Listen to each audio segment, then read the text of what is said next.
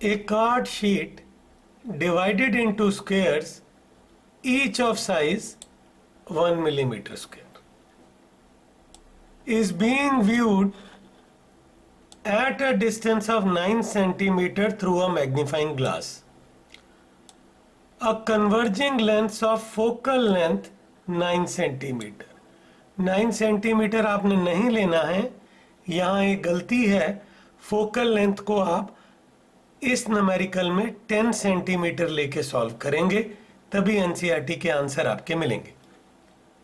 Held close to the I.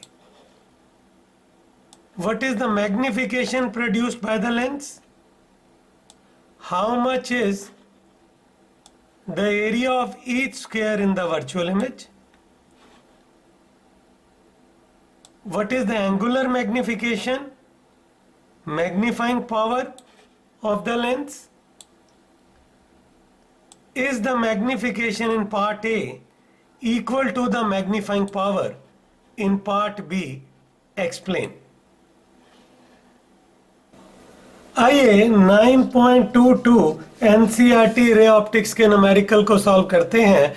Card sheet बताई गई है जिसे छोटे छोटे स्क्वायर्स में डिवाइड किया गया है. मान लेते हैं ये हमारे पास कार्ड शीट है और इसके छोटे छोटे स्क्वायर्स बनाए गए हैं, और ऐसे मान लीजिए ऐसे, और एक जो छोटा स्क्वायर है जिसे मैं शेड कर देता हूं, इस छोटे स्क्वायर का एरिया ये हमें 1 मिलीमीटर स्क्वायर दे रहे हैं. इस पूरी कार्ड शीट को 9 सेंटीमीटर दूर रख दिया गया है कन्वेक्स लेंस से, जिसकी फोकल लेंथ 10 सेंटीमीटर है. एनसीईआरटी में 9 सेंटीमीटर लिखी हुई है, आपको 10 सेंटीमीटर फोकल लेंथ लेनी है. अब हम इस प्रॉब्लम को सॉल्व करते हैं. What is the magnification produced by the lens and how much is the area of each square in the virtual image. अब वर्चुअल इमेज क्यों कह रहे हैं? U9 है जो फोकस के अंदर है. अगर ऑप्टिकल सेंटर और फोकस के बीच में ऑब्जेक्ट होती है, इमेज वर्चुअल बनती है. पहले हम एक काम करते हैं, हम ये फार्मूला लगाते हैं 1/v minus 1/u is equal to 1/f. हम v निकाल लेंगे, u की वैल्यू हमारे पास आपकी डलेगी -9 सेंटीमीटर, f हमारे पास है +10. 1/v plus 1/9 is equal to 1/10. 1/v इज 1/10 माइनस 1/9. 1/v ये एलसीएम ले लीजिए 90, ये 9 माइनस 10. 1/v minus 1/90. v निकल के आ चुका है -90 सेंटीमीटर. इमेज डिस्टेंस आ गया. अब लीनियर मैग्निफिकेशन निकालने को कह रहे हैं. लीनियर मैग्निफिकेशन का फार्मूला है +v/u. लीनियर मैग्निफिकेशन आ गई, v डलेगा -90, u डलेगा 9, हमारे पास -9, u डलेगा -9. लीनियर मैग्निफिकेशन आ गई +10, प्लस मतलब वर्चुअल. लीनियर मैग्निफिकेशन +10 आ गई.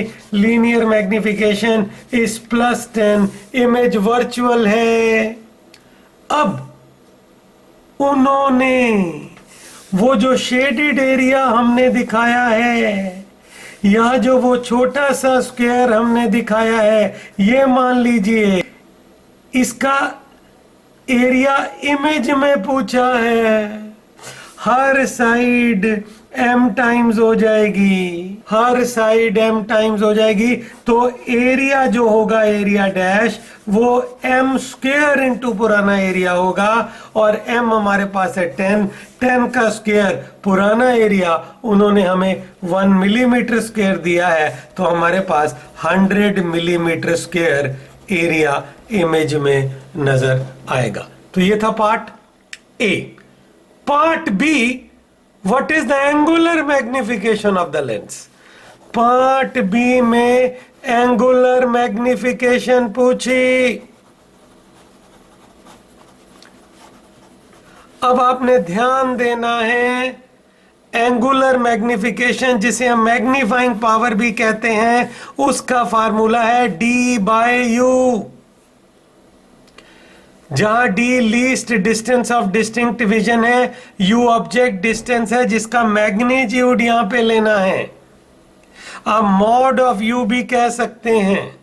मैं फिर आपको कह रहा हूं, गलती से 1 प्लस d/f फार्मूला ना लगा देना। 1 प्लस d/f फार्मूला तभी लगता है जब फाइनल इमेज डी लाइन पर होती है, और आप इमेज तो फाइनल इमेज तो 90 सेंटीमीटर दूर है, वो 25 सेंटीमीटर दूर नहीं है। अभी मैं इसके बारे में जानकारी देता हूं, पहले मैं इस न्यूमेरिकल को सॉल्व कर लूं। मैग्नीफाइंग पावर d डलेगा 25 और u जो हमारे पास है, ठीक है, वो हमारे पास है u का मॉड 9। ये हमारे पास मैग्नीफाइंग पावर है, इसे हम एंगुलर मैग्निफिकेशन भी कहते हैं। इसको हम कैपिटल M कह सकते हैं, एंगुलर मैग्निफिकेशन। और लीनियर मैग्निफिकेशन तो 10i है। और पार्ट सी में उन्होंने पूछा क्या एंगुलर मैग्निफिकेशन लीनियर मैग्निफिकेशन के इक्वल आ रही है? नहीं, part C, angular magnification is not equal to linear magnification. ठीक है, ये इक्वल टू कब होती हैं? जब फाइनल में डी लाइन पर होती है। मैं अभी आपको एक जानकारी देता हूं, आप थोड़ी सी इस थ्योरी को समझिए। इस क्वेश्चन को हमने सॉल्व किया, हम थोड़ा और एक्सप्लेन करेंगे। याद रखो, सिंपल माइक्रोस्कोप में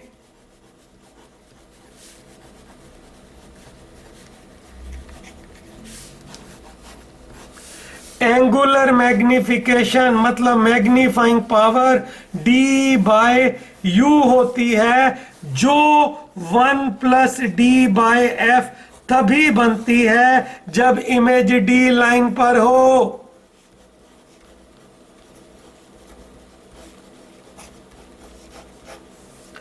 मैं फिर से इसके बारे में आपको कह रहा हूं, मैग्नीफाइंग पावर d/u होती है सिंपल माइक्रोस्कोप के हर केस में, लेकिन वो 1 प्लस d/f बन जाती है जब इमेज डी लाइन पर हो। अगर इमेज डी लाइन पर या 25 सेंटीमीटर दूर नहीं है तो नीचे वाला 1 प्लस d/f वाला फार्मूला कृपया करके नहीं लगाइएगा।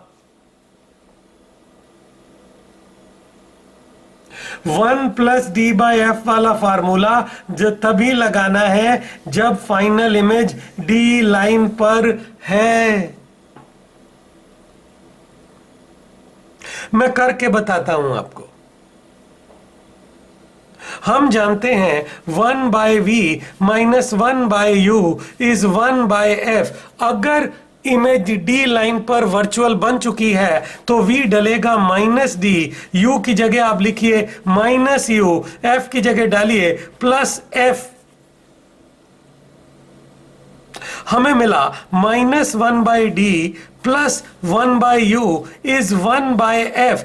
अब आप d से मल्टीप्लाई कर दीजिए, -d/d plus d/u is equal to d/f। ये देखो एंगुलर मैग्निफिकेशन, ये -1 बना, ये उधर चला गया, हमारे पास d/f और d/u हमारे पास आया 1 प्लस d/f। मैं क्या कह रहा हूं, ये d/u एंगुलर मैग्निफिकेशन का फार्मूला 1 प्लस d/f तभी बनता है जब मैंने v को -d लिया है, मतलब जब फाइनल इमेज डी लाइन पर है। अगर वो कहता है फाइनल इमेज डी लाइन पर है तो 1 प्लस d/f फार्मूला लगाइए और आंसर पाइए। लेकिन अगर वो कहता है फाइनल इमेज 40 सेंटीमीटर पर है और वर्चुअल है तो आपको d/u फार्मूले से ही न्यूमेरिकल को सॉल्व करना पड़ेगा। और इस न्यूमेरिकल के अंदर जो 9.22 एनसीईआरटी का है। एक तो इस न्यूमेरिकल में आपको फोकल लेंथ 10 सेंटीमीटर लेनी है, ये हमने करेक्शन कराई है। और दूसरी चीज ध्यान रखना है, फाइनल इमेज इस न्यूमेरिकल में 90 सेंटीमीटर पर वर्चुअल आ रही है, इसलिए एंगुलर मैग्निफिकेशन का उपयोग करते हुए आपको 1+d/f फार्मूला नहीं लगाना, d/u फार्मूला लगाना था। मैंने यहां मॉड u कर दिया क्योंकि यहां वैल्यू डालनी होती है एंगुलर मैग्निफिकेशन निकालते हुए। और इस सवाल के अंदर एंगुलर मैग्निफिकेशन लीनियर मैग्निफिकेशन के बराबर नहीं आई क्योंकि फाइनल इमेज डी लाइन पर नहीं है। इसके बारे में भी एक्सप्लेनेशन दे देते हैं। हम जानते हैं जो लीनियर मैग्निफिकेशन का फार्मूला है वो +v/u है लेंसेज के लिए।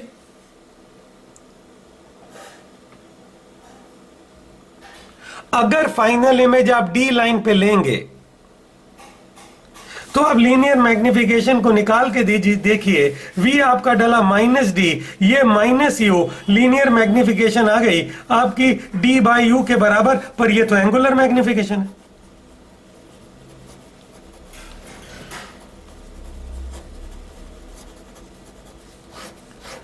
तो याद रखिएगा सिंपल माइक्रोस्कोप में लीनियर मैग्निफिकेशन और एंगुलर मैग्निफिकेशन इक्वल होगी अगर फाइनल इमेज डी लाइन पर है। यहां कितना बढ़िया उन्होंने पार्ट बनाया।